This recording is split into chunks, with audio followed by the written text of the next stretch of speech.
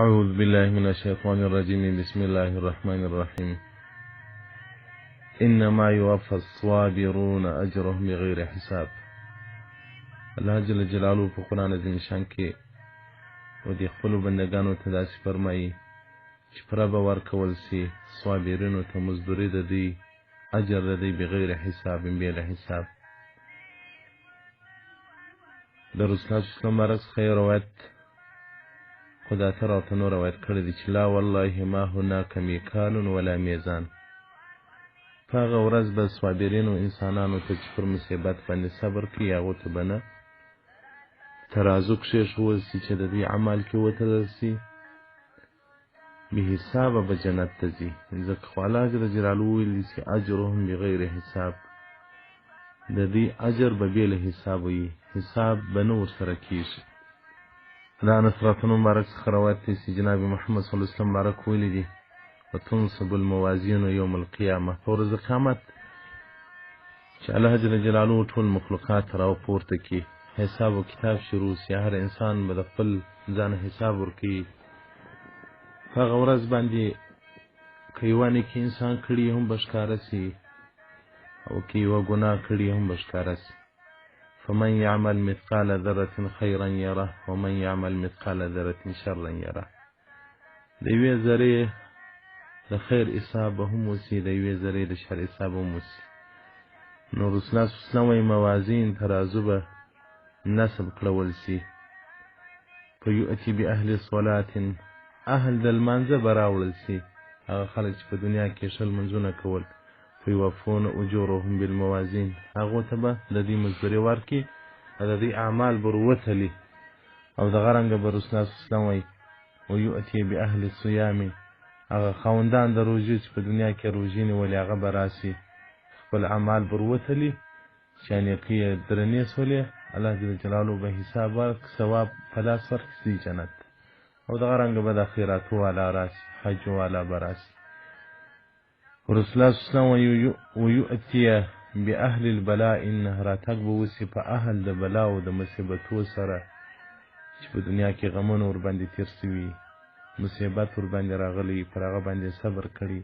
فلا ينصب لهم میزان، الله رسول الله صلی الله علیه وسلم الله جل جلاله به دې ته میزان نه ودروي.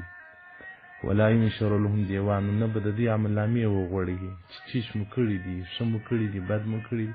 ويصب عليهم الاجر صبا بغیر حساب، پر دې باندې به د دې ثوابونه داسې ټوکړول سي بس وځي جنت ته.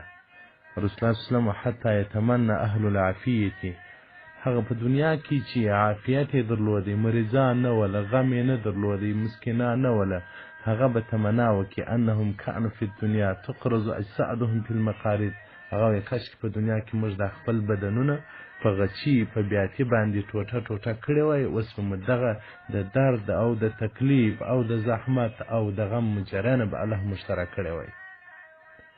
په ورځ قیامت چې څومره انسان په تکلیف وي په دنیا کې هلته به د اثرات وي. عز الدنیا ذل الاخرة، ذل الدنیا عز الاخره. په دنیا کې څومره سړی معزز وي، څومره جوړ وي، څومره اثرتمن وي، څومره خواهشات پوره وي، هلته به دغه عمره تنګلاستی وي. او که په دنیا کې څومره د سړي دردونه وي، په دنیا کې څومره پر سړي مصائب وي، څومره تکالیف وي، هلته به دغه عمره د حساب اسانه وي، د ده به کار سم وي. او دغه رنګه د حسن بن علي رضی الله عنهما څخه روایت وایي سمعت جدي رسول الله صلی الله علیه وسلم، هغه د خپل نیکه څخه مې اورېدلي دي رسول الله صلی الله علیه وسلم بارک شي چې هغه ویل ان فی الجنة شجره، جنت کې یو درخت ده، هغه ته شجرة البلوا وایي. رسول الله صلی الله علیه وسلم بارک وایي ویؤتي باهل البلاء یوم القیامة، دا اهل د مصیبتو، د غمو، د تکلیفو دا به راوړل سي په ورځ قیامت. فلا یرفع له دیوان ولا ینصب له میزان، نه به دوی ته عملنامې ورښکاره کړول سي او نه به دوی ته ټولو ترازو ودرول سي. یصب علیهم الاجر صبا، دوی ته به رسول الله صلی الله علیه وسلم الله جل جلاله وایي خپله مزدوري ورکړي. ځکه دغه آیات رسول الله صلی الله علیه وسلم تلاوت کړي انما یوفى الصابرون اجرهم بغیر حساب. او دغه رنګه د عبدالله بن مسعود رضی الله مبارک څخه روایت وي یود اهل البلاء یوم القیامه، ورځ قیامت هغه د مصیبتو خاوندان چې غمونه ورباندې ورغلي، په دنیا کې تکالیف ورباندې ورغلي، په دنیا کې زحمتونه ورباندې ورغلي، هغه به وایي کاشکې په دنیا کې دا زموږ بدنونه په غچیو، په بیاتیو، په چړو باندې ټوټه ټوټه سوي وای، خو اوس به نور زموږ نور مقام لوړ سوی وای. تفسیر در المنصور جلد 12 صفحه 419. د معاذ بن جبل رضی مبارک څخه روایت دی، وایي ما ته ابن لی، زما یو زوی مړ سو. رسول الله صلی الله علیه وسلم مبارک ما ته یو خط راواستاوه، په خطه کې دا لیکلي وو: من محمد رسول الله لا معاذ بن جبل السلام علیک. د محمد چې د الله جل جلاله رښتینی پیغمبر دی، هغه له طرفه څخه سلام دی و معاذ بن جبل. رسول الله صلی الله علیه وسلم مبارک خطه کې لیکلي وو: احمد الله الذي لا اله الا هو. د هغه رب حمد وایم چې یو دی، واحد دی او شرک نه لري. اما بعد، ورسته له حمد او له سلام او له الله دې ستا د مصیبت عوض درکړي، او الله دې اجر درکړي، او الله دې صبر درکړي، او الله دې شکر درکړي. رسول الله صلی الله علیه وسلم مبارک ورته لیکي. رسول الله صلی الله علیه وسلم مبارک ورته وایي: ان نفوسنا و اموالنا، په تاکید سره زموږ نفسونه او زموږ مالونه او زموږ اولادونه، دا ټول دا د الله جلاله له طرفه یو تحفه د مشترک کول سوي دي، یو امانت ته مشترک کول سوي دي. دا د الله له طرفه یو امانت ته مشترک کول سوي دي. موږ پر دې باندې نفع او ګټه اخیستلی سو الی اجل معدود، تر یو معلومه وخت پورې. ويقفزها لوقت المعلوم، تر یو وخت معلومه پورې موږ پر دې نفع اخیستلی سو. دا امانت چې الله راکړی دی، که زموږ بدنونه دي، که زموږ اولادونه دي، که زموږ قریبان دي، که زموږ مالونه دي، دا د یو معلوم وخت لپاره الله موږ ته موقت راکړی. ثم افترض الله علينا الشکر، الله پر موږ شکر فرض کړی ده که موږ ته یو څه راکړي، نعمت راکړي. والصبر اذا ابتلى، او صبر یې پر موږ فرض کړی دی چې په شي کې موږ مبتلا سو. رسول الله صلی الله علیه وسلم مبارک څه ورته وایي: وکان ابنک هذا من مواهب الله، دا د هغه تحفو د الله څخه و چې تا ته درکړی دی، دا هغه یو امانت و چې الله تا ته درکړی دی. تا ترې څه وخته پورې پر هغه باندې نفع اخیستله، خو الله هغه امانت بیرته له تا څخه واخیستی باجر کبیر، په یو ډېره غټه مزدوري باندې، ډېره غټه مزدوري درکوي که چیرې ته صبر وکړې او الله ته ځان تسلیم کړې. نو رسول الله صلی الله علیه وسلم مبارک ورته دا یو امانت چې الله راکړی ده، هغه یې درڅخه واخیستی په یو اجر عظیم باندې. په دنیا کې خو چې موږ یو بل چا ته یو شی امانت ورکړو، په خواست یې ورکړو، نو بل وخت چې ځینې وغواړو زما شی راکړه، دته هېڅ نه وي، خو بیا ته شی ځینې غواړو. الله چې موږ ته هر څه امانت راکړي دي، دومره غټ احسان را باندې کوي چې هغه امانت بېرته راڅخه اخلي، پر هغه باندې بیا عوض او ثواب هم راکوي. نو رسول الله صلی الله علیه وسلم مبارک و معاذ بن جبل رضی الله عنه مبارک ټول صبر وکړه، دغه اجر عظیم له لاسه مه باسه، هغه په بې صبري باندې وځي. واعلم پوه یا معاذ بن جبل ان الجزع لا يرد میتا ولا يدفع حزنا، دغه ژړا او بې صبري کول دا مړی بېرته نه راژوندی کوي او نه غم په لرې کېږي. رسول الله صلی الله علیه وسلم مبارک دا د توصیه ور واستوله، دا خط یې ور واستاوه. نو هر مسلمان باید د رسول الله صلی الله علیه وسلم دا خط چې معاذ راته نو ته استول سوی دی، په دې باندې موږ کفایت وکړو. او وهب بن منبه رضی الله عنه وایي: وجدت فی التورات، په تورات کې مې څلور خبرې داسې متصلې هغه په څلورو لیک کې راغلي وي. من قرأ كتاب الله تعالى فظن أنه لم يغفر له فهو من المستهزئين بآيات الله، که څوک د الله کلام وایي او بیا په دې کې شکر وولري چې ما الله زه نه یم بخښلی، دا نو د الله په کتاب قرآن ملنډې وایي. دوم دا لیکلي: من شک مصیبة، که چا شکایت ته یو مصیبت وکړي چې پر ده نازل سوی، فإنما یشکو ربه، هغه د الله شکایت کوي، هغه د خپل رب شکایت کوي. او دریم داسې لیکل سوي وه: ومن حزن على ما فاته، که چا پر هغه شي باندې غم وکړي چې هغه پاته سو، لکه اولاد چې مړ سړی نو بیا غم پر کوي، نو فقط سخط على قضاء ربه، ده نارضایي ښکاره کړه د الله پر قضا باندې. او څلورم دا لیکلي وو: ومن تواضع لغنین، که چا د ماړه سره تواضع اختیار کړه د ده د دنیا په خاطر باندې، نو دریمه حصه د دین یې ولاړه. انس بن مالک رضی الله مبارک وایي د رسول الله صلی الله علیه وسلم مجلس ته یو صحابي راکلی زوی ورسره او بل وخت نه رالی. رسول الله صلی الله علیه وسلم مبارک ورته وویل صحابه کرامو ته چې پلانکی چېرې دی؟ هغه وویل دغه خو زوی زوی کړی. رسول الله صلی الله علیه وسلم مبارک وویل درځئ چې ولاړ شو د دې خپل ورور تعزیه او فاتحه وکړو. کوم چې رسول الله صلی الله علیه وسلم مبارک ورغلی هغه ځوان هغه خاوند د دې کور ډېر غمجن و. بیا ویل یا رسول الله زه ضعیفه یم او دغه یو زوی مې و هغه هم لاړې وفات کړی اوس په دې باندې ډېره غمګیني ښکاره کوم.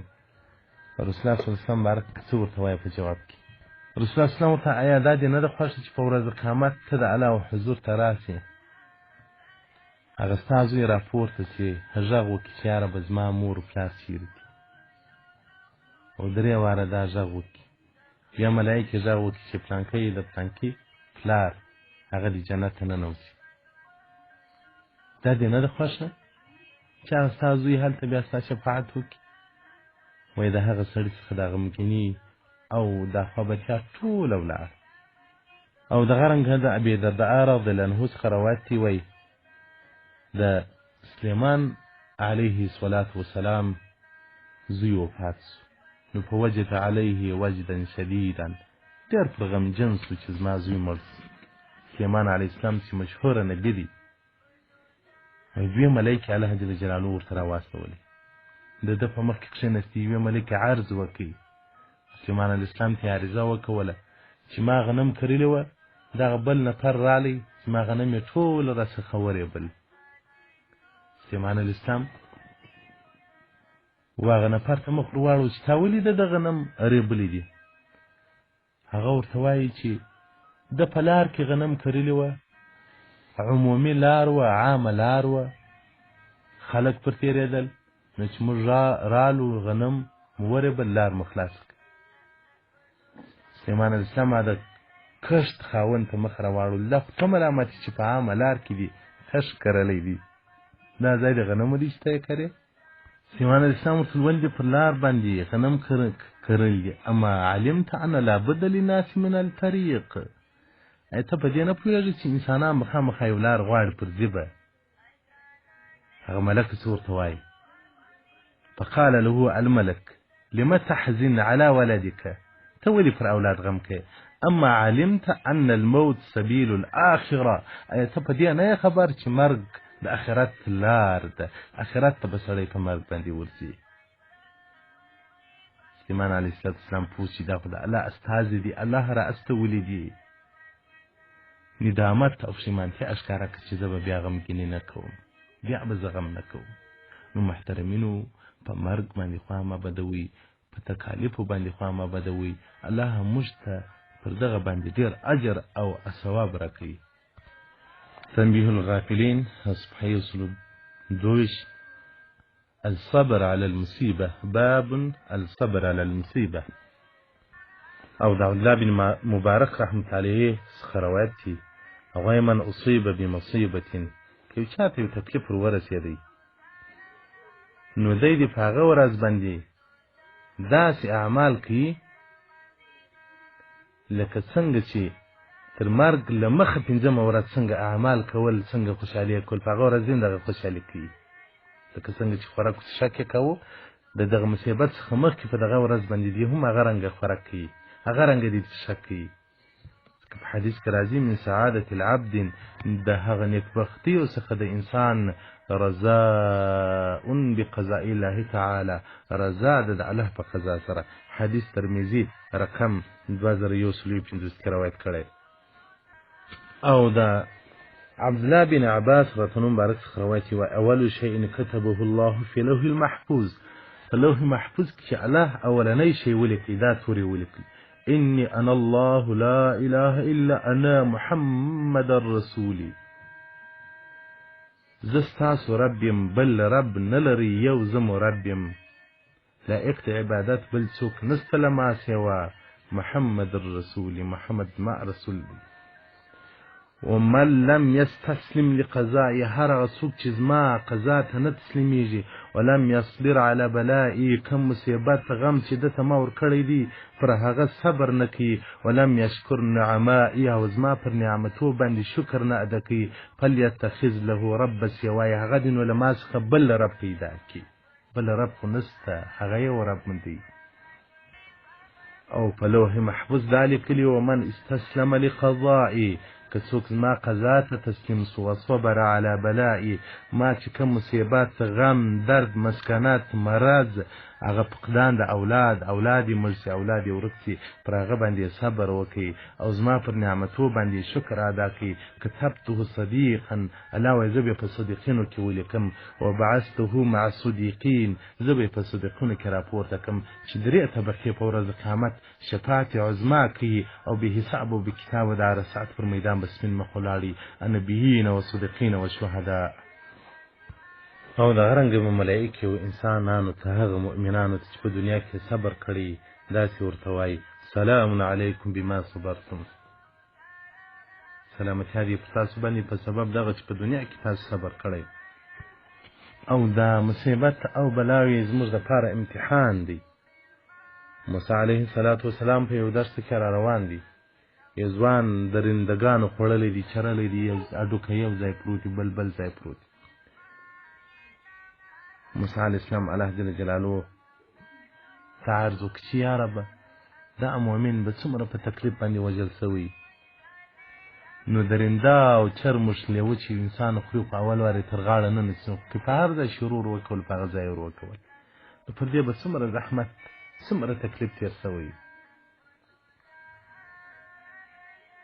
الله جل جلاله سورته یا موسی انه سألني درجه د په جنت کې مقام غوښتي راسه و دې په خپل عمل باندې نسوي ورته رسیدلی په ابتلیته ما مبتلا کې په دې مصیبت باندې چې هغه درجه و د جنت یې ورسوم نو هر څه مصائب چې په موږ راځي دا زموږ د آخرت لپاره ذخیره ده او د آخرت توشمه ده تنبیه المختارین د امام شرانی رحمت الله الصبحیه سلنیه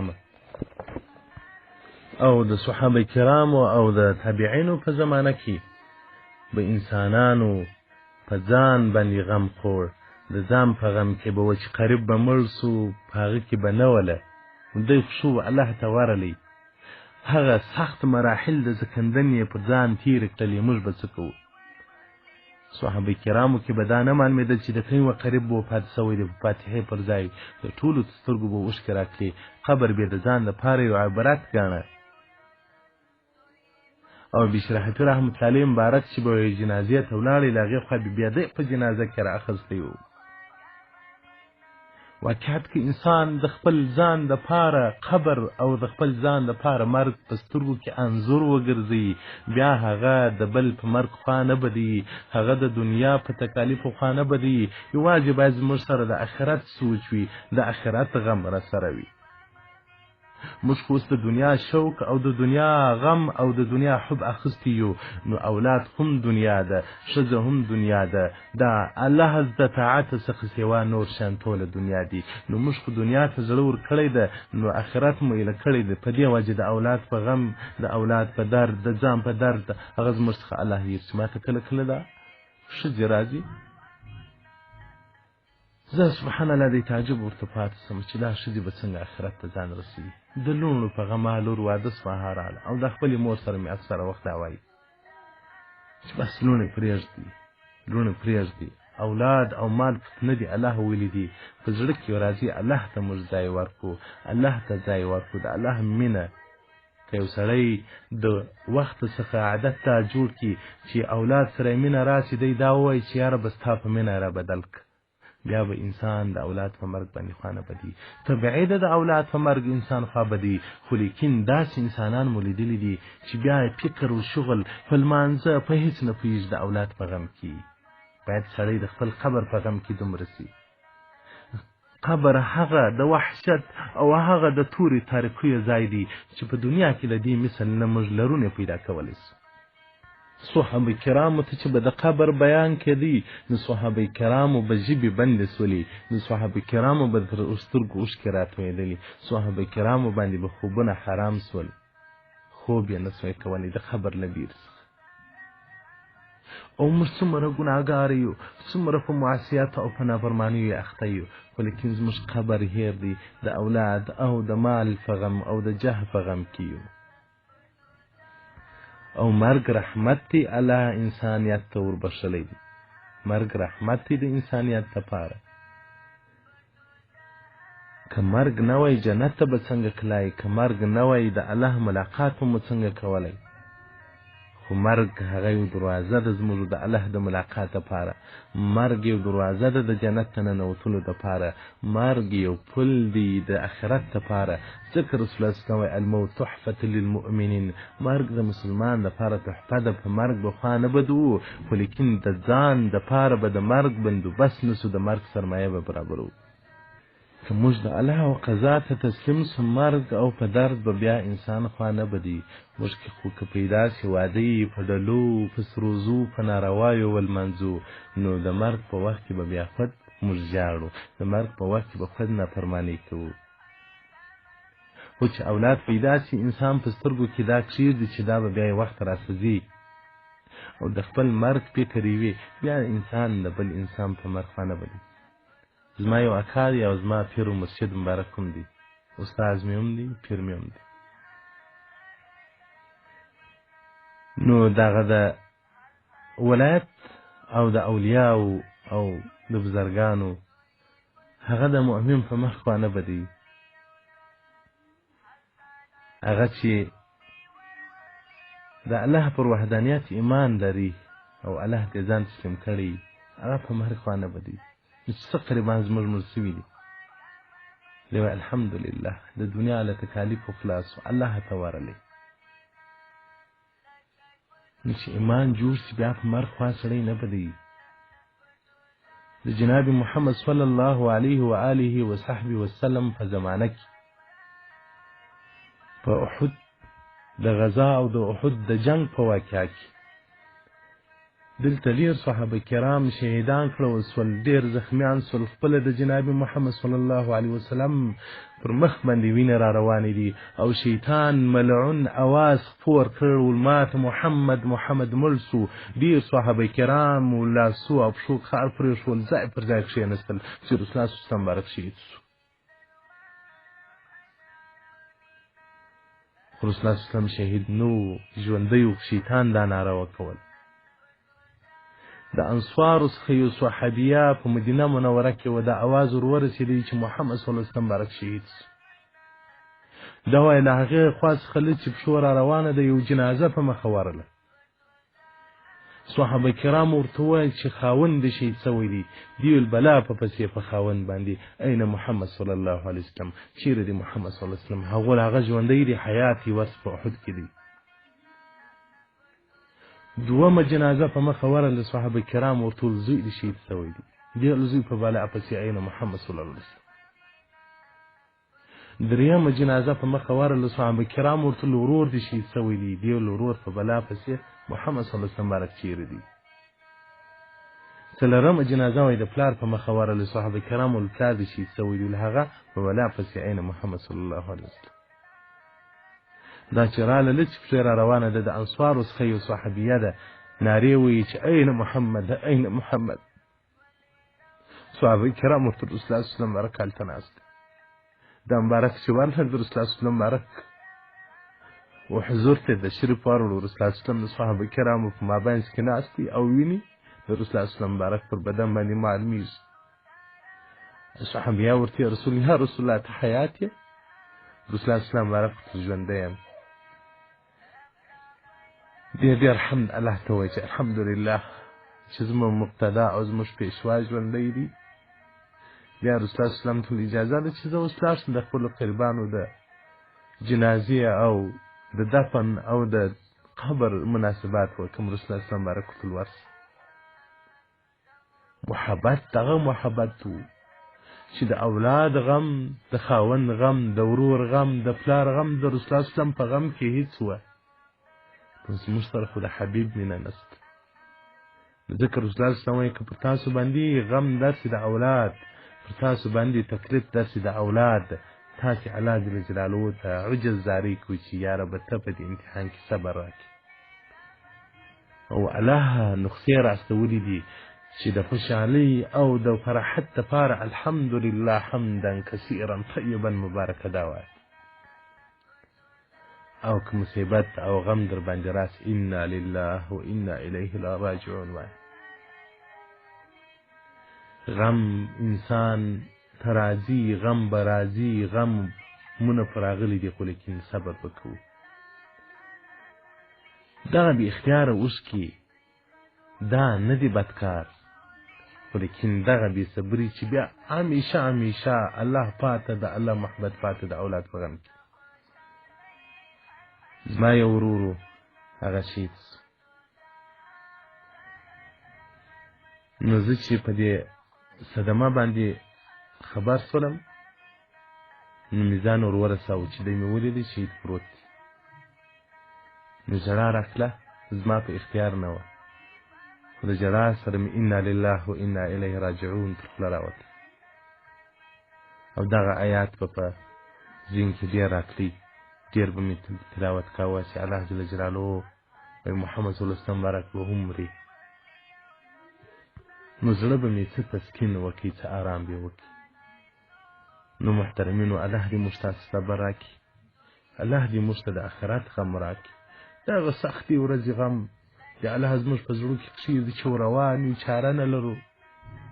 الله دې مو د قربانو څخه په ورځ د قیامت نه پردې کړي، په دنیا کې خو ځو. محمود غزنوي رحمت الله علیه وایي پر مور ډېر ګران، مور که ته مړه شې زه به څه کوم؟ دا یو حکمت ورسره وکړي. که زه مړ شم یو خیرات وکړه، د خیرات داسې کورو داسې خلکو ته ورکړه چې په کور کې غم چا نه وي لیدلی، په کور کې مړی نه وي سوی. یو وخت دی مړ سو، مور یې ډېر غمجنه وه، بیا خیرات وکړي. نو امینځان او خادمان ته دی کورو ته ورغله چې په کور کې مړی نه وي سوی. تر ماښامه پورې وګرځېدل، په ټولو کورو کې مړی سوی. خادم چې به غوښې ورولي دا خیرات دی، یا کور دې واخلي چې په هغو کې مړی نه وي سوی. هغو په موږ کې خو مړي سوي دي، اکا مړ سوی دی، پلار مړ سوی دی، نیکه مړ سوی دی. ماښام چې خادمین راغلل غوښې یې بېرته راوړل.